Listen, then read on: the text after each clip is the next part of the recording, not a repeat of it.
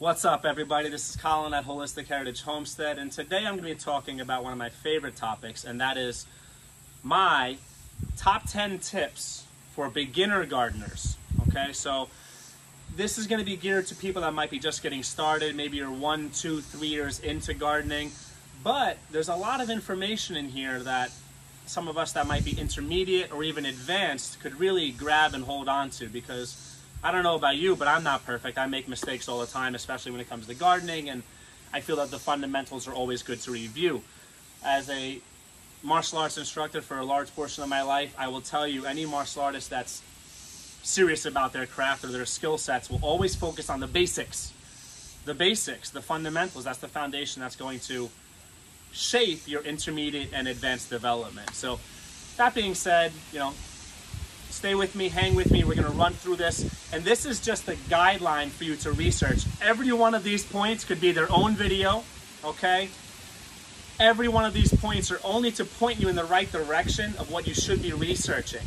I don't have time to go into every one, but this is going to be a good introduction for you. Tip number 1, study your USDA plant hardiness zones. When you figure out where your zone is, that's going to determine my next tips, right? That's going to determine a lot about the process, right? So the zones are going to pretty much point you in the direction of one of your first and last frost dates, how long is your growing season, and then the zones will also determine kind of what you're going to be able to grow, where you're going to be able to grow them, and all of that. Definitely learn your zone and what grows well there, first and foremost. Number 2, before you do anything, consider growing organic, okay? We do everything organic. Again, its own video. There's unlimited reasons why I think everyone should be trying to grow organically, besides the health reasons and sustainability and taking care of the environment, right? If you start off and you're not growing organically, you're not going to necessarily be able to go back, because certain toxins and poisons are persistent. They stay in your growing medium or your soil for years, and that's going to be difficult to deal with. So it's also more difficult to grow when you're not growing organically, believe it or not, because if you're not growing organically and you're putting poisons down, now you have to use inorganic fertilizers because you killed the microbiome and you killed the topsoil, so it's not feeding your plants, right? So you're subscribing to a system that just keeps you spending money, right? Throw down your insecticides, your pesticides. Now you have to put fertilizer, these artificial fertilizers in, because you ruined the natural fertilization that would have taken place, right? Number 3, grow from seed, right? We are huge advocates for heirloom seeds, okay? Research heirloom seeds and why they are the best for you, right? Heirloom seeds, you can seed save and grow food in perpetuity. And your genetics, okay, if you grow them the right way and far enough apart from other breeds, can stay true. If you're growing a hybrid, your father and mother plant will not produce the same. It's going to grow a different variation. Okay, so heirloom seeds are also time-tested and proven to be hardy. These are seeds the ancestors used for hundreds or thousands of years, right? So they're resilient, they have a high germination rate, right? Okay, and they tend to be very nutritionally dense, right? I also encourage people to grow from seed as opposed to going to a big box store, going to a nursery, picking up your little tomato plant, because let's keep it real, that's too easy. It's not cheating, and if you're going to do anything, sure, start somewhere. That's great. It's better than doing nothing. But everything we do is about learning. It's about the skill process, the skill sets we're learning as we do, right? So you're going to be growing for years from starters already, and then years later start to learn how to finally germinate your own seeds. Learn everything you can. It's about that journey up the mountain, right?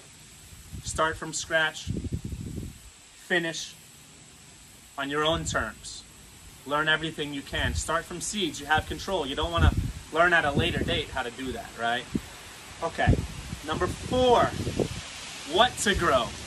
Seems like common sense, right? But you need to refer to that zone map and see what grows in your zone, okay?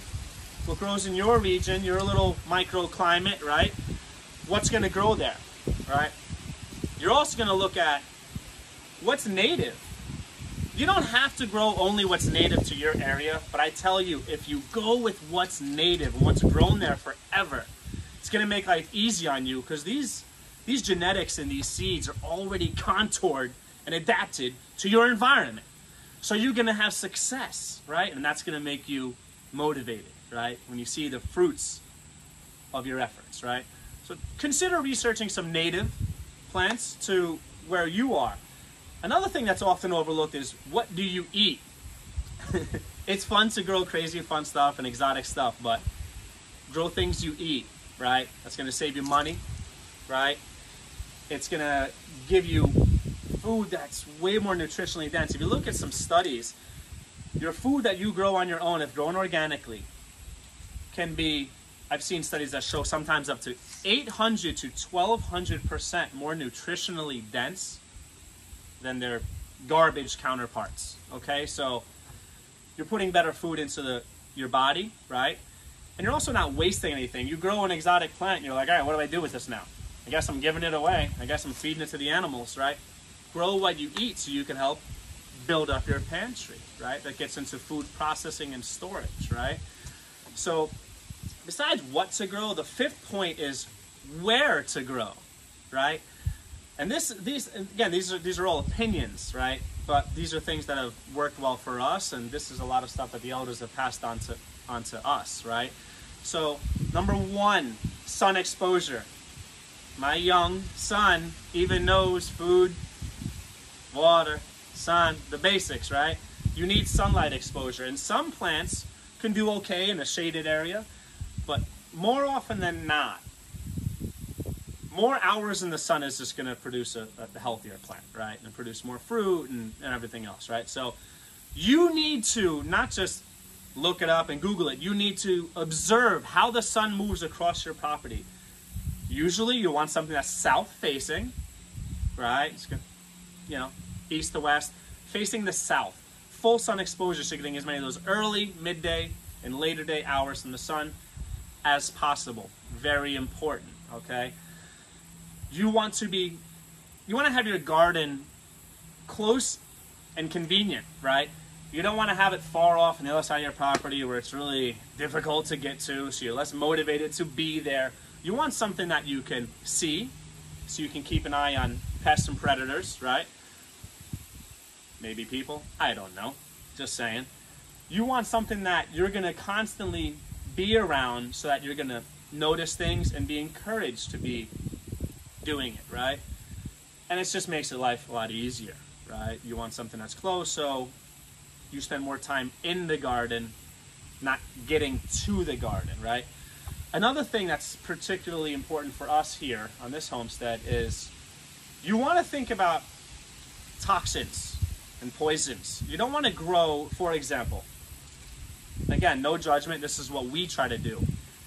When people have perhaps container gardening or an in-ground garden right next to where the toxic fumes from their exhaust pipes of their vehicles that they let idle a little too long are just blowing on. If you wouldn't put your face next to a muffler and just love to inhale that, I don't think you want all that stuff going directly on your plants. Just saying, right?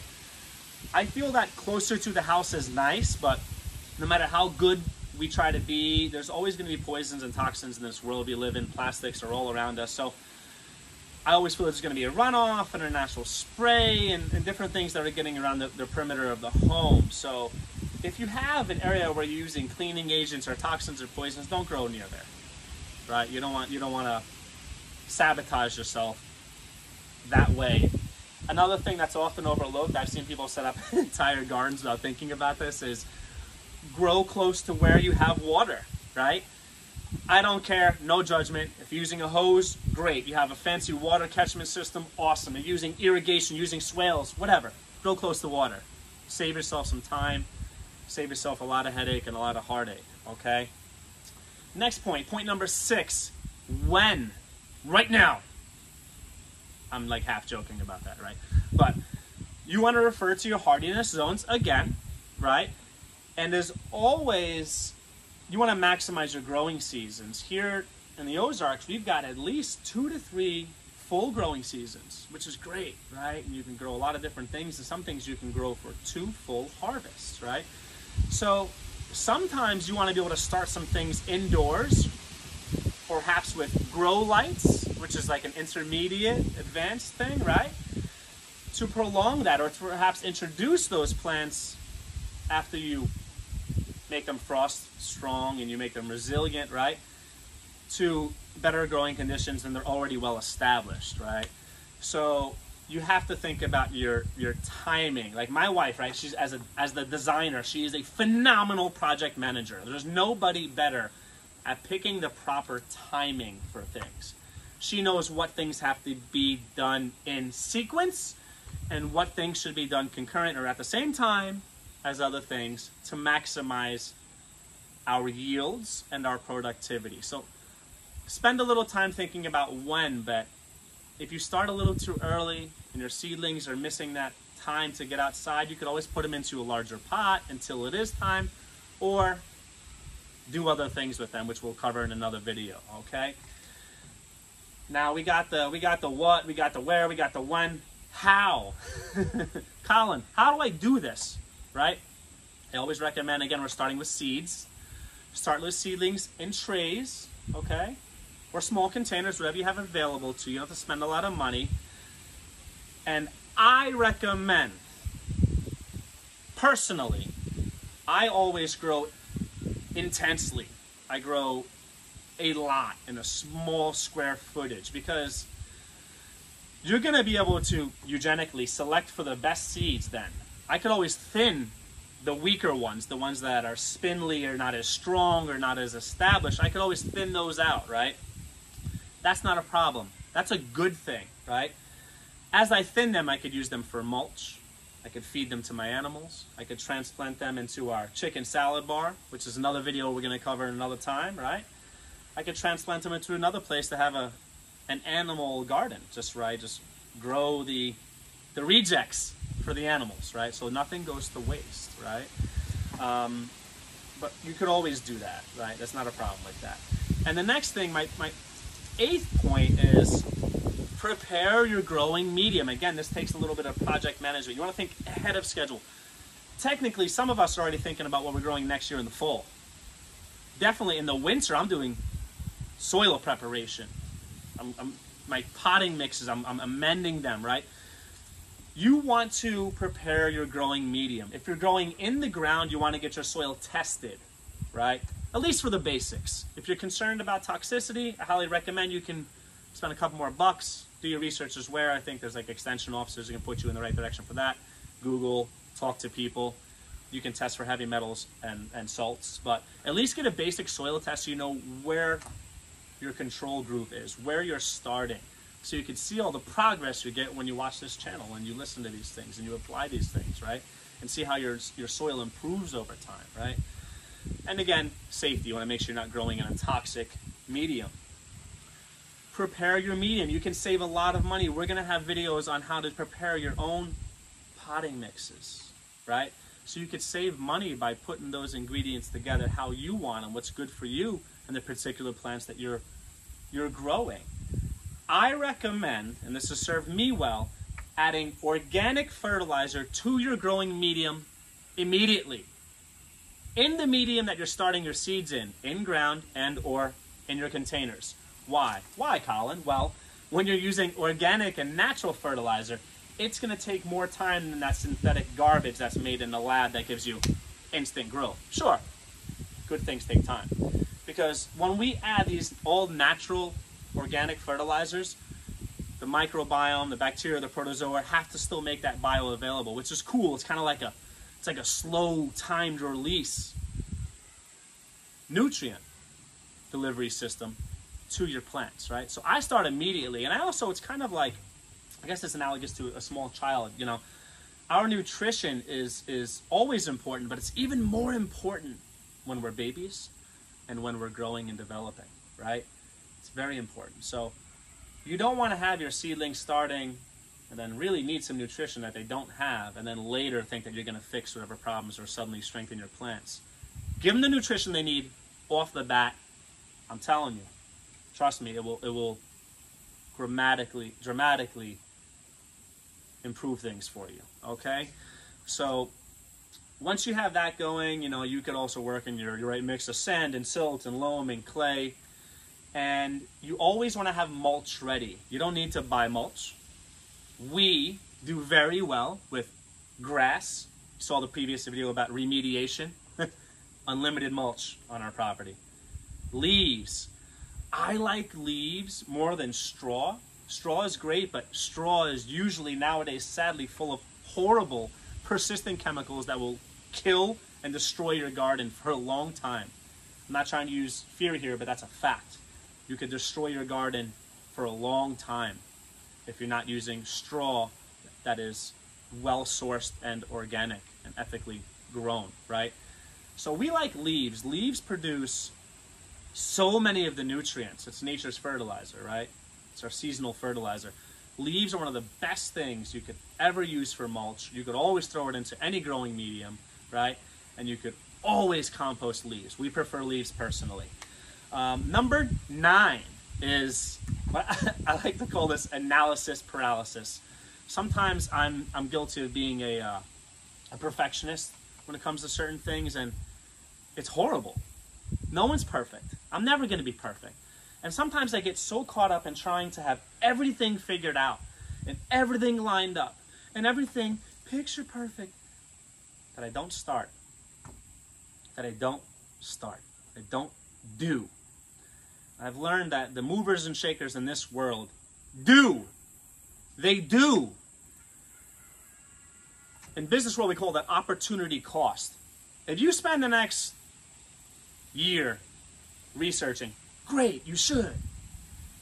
But at the same time, you should be doing. So you're not losing all of that learning curve, right? Some people spend 1, 2, 3, 4 years just researching how their dream garden's going to be and what they're going to do and what they're going to grow, and they never do it. And guess what? The best teacher, experience is the mother of all teachers, right? You got to get in it. You got to be in it to win it, folks. So if you're not doing it, you're not doing it, right? Start something. Start something. Immediately. Now. Right now. No, I'm just joking. Actually, what I want you to do is I want you to finish the video in completion, right? Like, subscribe, comment, right? Give me some feedback on this video. Share some tips that work for you. But when this video is done, I want you to get up. I want you to get up. Don't make me. I want you to get up. I want you to get up and grow. As soon as this video is done, I want you to do something. I don't care if you go and you get 1 container ready. I don't care if you go and you do a little tilling if you believe in that, right? I don't care if you go and collect some leaves that are starting to fall many places, right? And you get your compost going. I want you to do one thing. I don't care if you go online and you check out some good heirloom seeds and you order something. Do one thing to get it going. Analysis paralysis will kill you, okay? The last one, but again, very important. My number 10 is be prepared to fail. What do you mean, Colin? I'm trying to do this so I don't fail. Listen, you're going to fail. You're going to have great success and horrible failures. Get over it. That's how you learn. That's how you move forward. We are working with nature, not against it. And nature is powerful. We can't always control diseases. We can't always control pests or predator pressure. We can't control it. We can do our best to work with the system in harmony and adapt. That's all you could do. It's okay to fail. I know society says you know failure is unacceptable. Many of the successful business entrepreneurs that I know have opened countless businesses before they found maybe 1 or 2 or 3 that worked well for them. Got to be in it to win it, right? So get out there, learn as you go, do something now. As long as you are being safe, start now. Be safe, don't grow in toxic mediums, right? Grow in a clean, organic way. But as long as you're doing that, you're not poisoning yourself, you're not hurting yourself or your family or the environment, do it. Don't wait. You could always amend your soil. You could always say, oh, I needed a little more peat. I should have used more sand for that fruit. You could always add that. You could always amend it and change it. You could always make it better for next year. And even your growing mediums will be better next year. You could inoculate local, good, live soil that has the bacteria with that sterile, dead potting soil. Put a little of that in there. Inoculate. Get the good things going to make it alive. You could do that later. You could do that next year. But just get something going, because from a preparedness point of view, from a preparedness perspective, there is no tomorrow. You're not going to learn what could be life-saving skills in the middle of trials and tribulations, in the middle of strife or horrible disaster scenarios or circumstances. I don't know, I'm just saying. Learning to grow your own food might be very important nowadays. It's always been important, folks. Don't wait till later. Learn these skills now. Get into it. Let me know how it works for you. Appreciate all the love. Thank you for your time. Get us in the comment section. Take care.